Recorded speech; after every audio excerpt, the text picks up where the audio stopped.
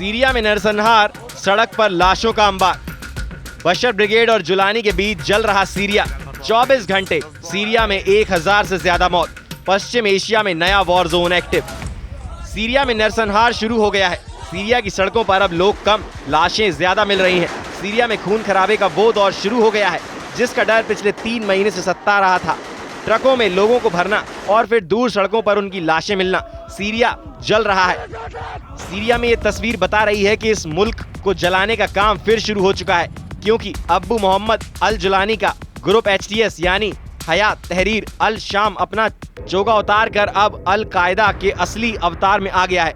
जितना जुलानी हंस रहा है, सीरिया में उतनी लाशें गिर रही हैं। 24 घंटे के अंदर सीरिया में 1000 से ज्यादा लोगों को मौत के घाट उतार दिया गया है। इस वक्त सीरिया में टक्कर है बशर ब्रिगेड और जुलानी के जल्लादों के बीच, और इस टक्कर में सीरिया जल रहा है। सीरिया के लताकिया और टार्टस में बहुत ही खतरनाक गृह युद्ध तेज हो गया है। सड़कों पर लाशें पड़ी हुई हैं। जुलानी की सेना ने बशर अल असद के समर्थकों को चुन चुन कर मारना शुरू कर दिया है। 24 घंटे के अंदर 1000 से ज्यादा लाशें बिछा दी गई। मौतों का ये आंकड़ा 2011 में सीरियाई गृह युद्ध के बाद सबसे ज्यादा है। 8 दिसंबर 2024 को बशर अल असद के तख्तापलट के ठीक 3 महीने बाद सीरिया में 24 घंटे के अंदर 1000 लोगों को जान से मार डाला गया। यानी 8 दिसंबर को तख्तापलट और 8 मार्च को नरसंहार। मारे गए 1000 लोगों में 750 से ज्यादा अलावी समुदाय के हैं, जिससे सीरिया के पूर्व राष्ट्रपति बशर अल असद भी आते हैं। इसके अलावा ईसाई समुदाय के लोगों की हत्याएं हुई हैं और बाकी मिलिशिया से भी बदला लिया गया है। सबसे ज्यादा खून खराबा सीरिया के लताकिया और हाफी शहरों में हुआ है। वीडियो ऐसे हैं जो विचलित कर सकते हैं। जुलानी की सेना का भी दबाव है कि बशर अल असद के समर्थकों ने उसके 200 लड़ाकों को मार गिराया है, और उसी के बाद ये खून खराबा शुरू हुआ।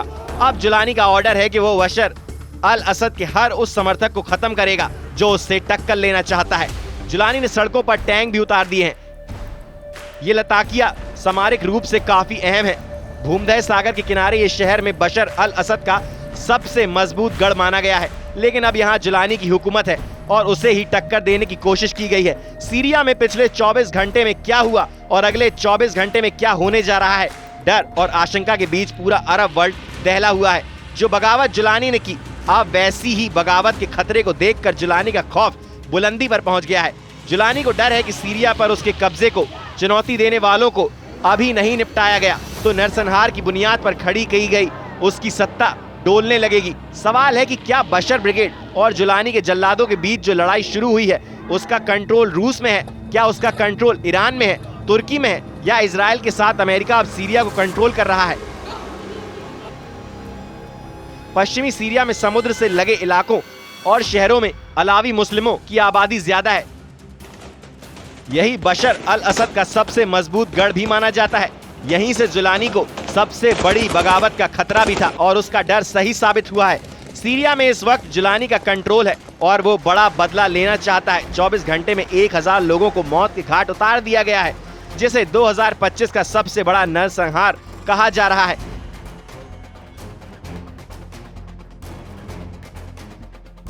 उधर लताकिया शहर में खौफ देखिए। यहाँ लोग लताकिया इंटरनेशनल एयरपोर्ट के बाहर हजारों लोग इकट्ठा हो गए हैं।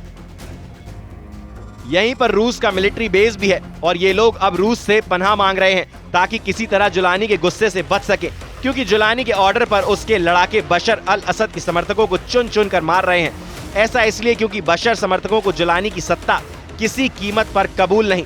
यही वजह है कि अब बशर ब्रिगेड और जुलानी के जल्लादों के बीच युद्ध शुरू हो गया है, या कहें कि सीरिया एक बार फिर गृह युद्ध में फंस गया है। सीरिया में सिविल वॉर की आग तेजी से फैल रही है। जब से पश्चिमी सीरिया में ये लड़ाई शुरू हुई है, जब से बशर अल असद के समर्थक और जुलानी के ग्रुप हयाया तहरीर अल सामने हैं, अब और ज्यादा हत्याएं और ज्यादा लाशें गिरने का डर सताने लगा है। जुलानी ने उत्तरी सीरिया से लड़ाकों को दक्षिण की तरफ कूच करने का ऑर्डर दिया है। जिस देश पर जुलानी ने इस लड़ाका ब्रिगेड की मदद से कब्जा किया, अब वो इन्हीं के जरिए अपना कब्जा बनाए रखने की लड़ाई तेज कर रहा है। जुलानी के एक इशारे पर जान देने और जान लेने वाले ये लड़ाके HTS ग्रुप यानी हयाया तहरीर अल शाम ग्रुप के हैं, जो सीरिया में पहले अल कायदा के नाम से जाना जाता था।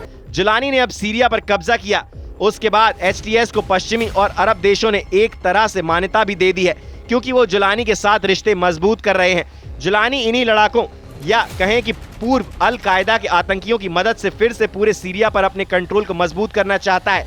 इनके पास हथियारों के नाम पर ये छोटा ट्रक और SUV कार है, और इनमें ऐसी गाड़ियां भी हैं जिन पर एंटी एयरक्राफ्ट गन भी लगी है। ये इदलिब है और यहाँ के रहने वाले कई HTS लड़ाके बशर अल असद के समर्थकों के हाथ मारे गए हैं। ये जुलानी का इलाका है और यहाँ बशर ब्रिगेड के खिलाफ गुस्सा बहुत ज्यादा है।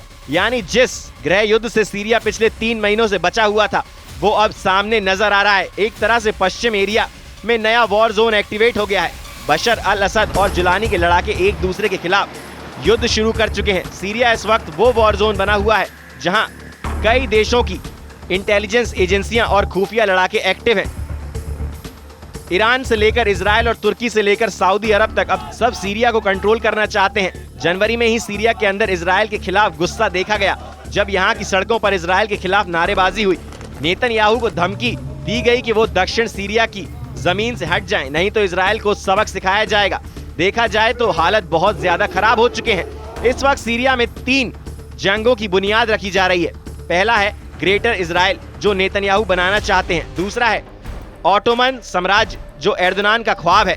तीसरा है ग्रेटर अरब, जो जुलानी का जुनून माना जा रहा है। सीरिया ऐसा वॉर जोन बन चुका है जिसमें कई देश लड़ने के लिए तैयार बैठे हैं। इस वक्त नेतन्याहू के ऑर्डर पर इजराइल की सेना ने दक्षिण सीरिया को अपने कंट्रोल में ले लिया है।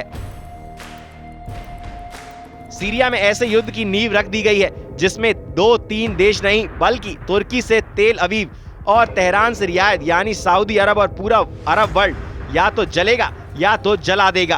तुर्की के विदेश मंत्री हकान फिदान ने कहा है कि नेतन्याहू सरकार को ये आत्मघाती नीतियां छोड़ देनी चाहिए। अंतर्राष्ट्रीय समुदाय को फौरन दबाव डालना चाहिए। आपको लगेगा कि सब कुछ नियंत्रण में है, लेकिन एक वक्त अराजकता सामने आएगी। सीरिया में जुलानी की एंट्री के बाद से नेतन्याहू बहुत ज्यादा जोश में है। चाहे गोलान के पहाड़ हो या फिर शेख का पहाड़, इन दोनों जगहों पर इजराइल का पहुंचना और फिर पूरे दक्षिण सीरिया तक अपने मरकावा टैंक दौड़ाने वाला इरादा नेतन्याहू का बड़ा प्लान बताया जा रहा है। ये ऐसा प्लान है जिसे लेकर तुर्की में खतरे की घंटी बज रही है। ऐसे में सवाल उठता है कि क्या ये ग्रेटर इजराइल बनाम ऑटोमन साम्राज्य की टक्कर है? क्या इजराइल और तुर्की अब एक दूसरे से सीरिया को लेकर बहुत बड़ा युद्ध करने की तैयारी करने लगे हैं, जिसमें एक तरफ ग्रेटर इजराइल और दूसरी तरफ ऑटोमन वाला सपना है?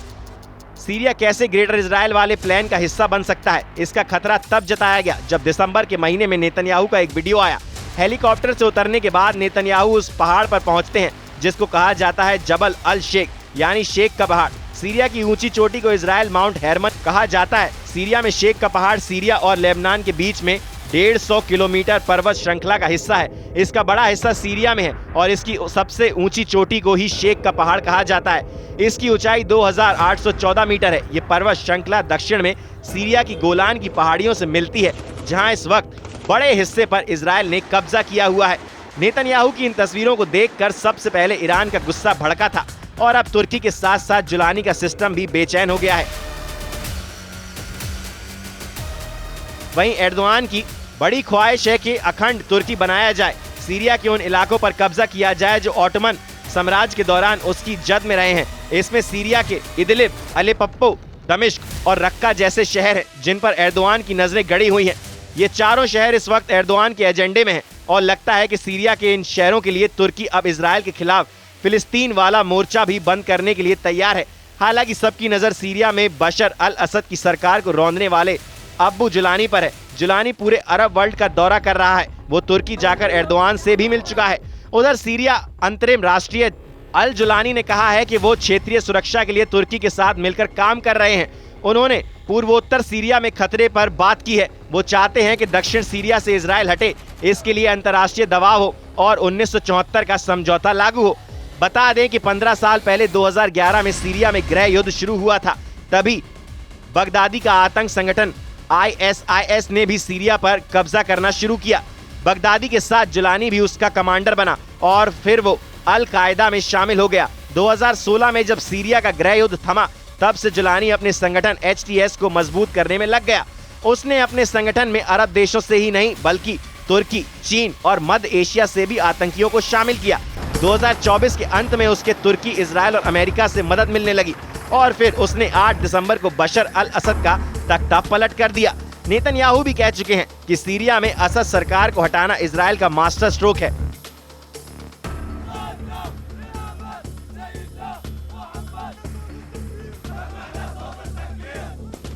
साथ ही कहा गया है कि उन्होंने जो देखा वो एक चेन रिएक्शन है। पहले हमास और फिर हिजबुल्लाह के नेतृत्व को खत्म किया गया। इससे ईरान को बहुत बड़ा झटका लगा है। यहीं ट्रंप ने भी कहा कि जो कुछ हुआ है उसके पीछे इजराइल की कामयाबी है।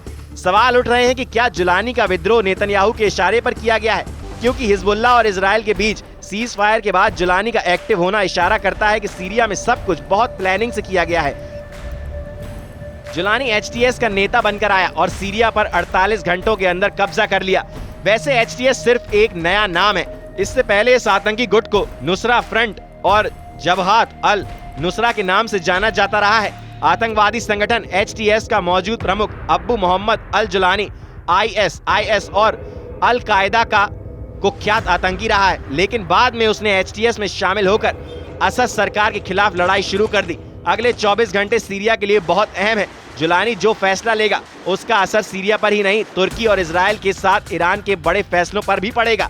सीरिया के अंदर बड़ी तबाही का खतरा है। सड़कों पर लाशें और लोगों को मौत के घाट उतारने वाले वीडियो से दहशत बहुत ज्यादा फैलती जा रही है।